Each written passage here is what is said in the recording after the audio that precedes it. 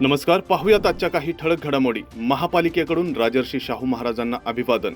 राजर्षी छत्रपती शाहू महाराज यांच्या जयंतीनिमित्त पिंपरी चिंचवड महापालिकेत त्यांच्या प्रतिमेस व केएसबी चौकातील पूर्णाकृती पुतळ्यास पुष्पहार अर्पण करून अभिवादन करण्यात आले.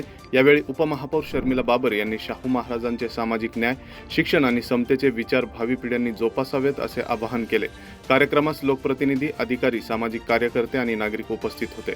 उद्या शहरात राष्ट्रीय पल्स पोलिओ लसीकरण मोहीम पिंपरी चिंचवड महापालिकेतर्फे रविवारी 28 जून रोजी राष्ट्रीय पल्स पोलिओ लसीकरण मोहीम राबवण्यात येणार आहे. शहरातील 0 ते 5 वर्षांखालील सर्व बालकांना 1123 लसीकरण केंद्रांवर सकाळी 8 ते सायंकाळी 5 वाजेपर्यंत पोलिओ प्रतिबंधक लसीचे 2 थेंब देण्यात येणार आहेत. लसीकरणापासून वंचित राहिलेल्या बालकांसाठी 29 जून ते 3 जुलै दरम्यान घरभेटींद्वारे लसीकरण करण्यात येणार असून पालकांनी आपल्या बालकांचे पोलिओ लसीकरण करून घ्यावे असे आवाहन महापालिकेने केले आहे. पिस्तूल विक्री करणाऱ्या सराईत गुन्हेगाराला अटक. पुण्यातील गुन्ह्यांमध्ये सहभागी असलेल्या आणि कर्जबाजारीपणामुळे अवैध पिस्तूल विक्री सुरू केलेल्या सराईत गुन्हेगाराला पिंपरी चिंचवड गुन्हे शाखेने अटक केली आहे. शब्बीर उर्फ मलिक जहांगीर शेख वय 38 राहणार कर्वेनगर असे आरोपीचे नाव आहे. आरोपीकडून एक पिस्तूल, जिवंत काडतुसे तसेच मध्य प्रदेशातील शस्त्र पुरवठादाराशी असलेले संपर्क उघडीस आले आहेत. या प्रकरणी पोलिसांनी मध्य प्रदेशातील शस्त्र तस्करीच्या रॅकेटचा तपास सुरू केला असून अवैध शस्त्र विक्रीच्या साखळीचा शोध घेण्याचं काम सुरू आहे. नफा मिळवून देण्याचे आमिष दाखवत 20 लाखांची फसवणूक.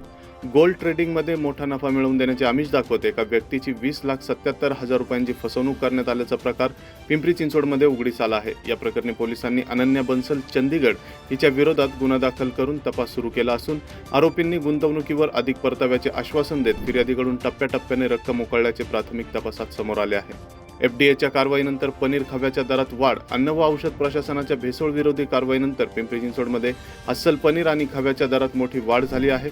भेसळयुक्त पनीरचा पुरवठा थांबल्याने हॉटेल, रेस्टॉरंट आणि मिठाई व्यवसायाकडून शुद्ध दुग्धजन्य पदार्थांची मागणी वाढली आहे. यामुळे पनीरचा दर प्रति किलो 80 ते 100 रुपयांनी तर खव्याचा दरही लक्षणीय वाढला असून शहरातील डेअरी, गोदामे, मिठाई दुकाने आणि हॉटेलांची एफडीएकडून तपासणी सुरू आहे.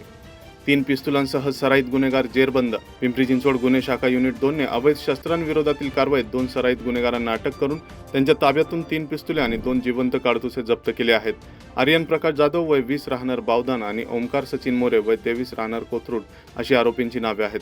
बावधन परिसरात सापळा रचून ही कारवाई करण्यात आली. आरोपींविरुद्ध आर्म्स ऍक्ट आणि महाराष्ट्र पोलीस अधिनियमांतर्गत गुन्हा दाखल करण्यात आला असून ही शस्त्रे कुठून आणली आणि त्यांचा वापर कोणत्या गुन्ह्यासाठी होणार होता याचा तपास पोलीस करतायत. गांजा बाळगणाऱ्या तरुणावर गुन्हा. कासारवाडीतील नाशिक फाटा उड्डाणपुलाखाली एका तरुणाकडून 16,550 रुपये किमतीचा 230 ग्रॅम गांजा जप्त करण्यात आला.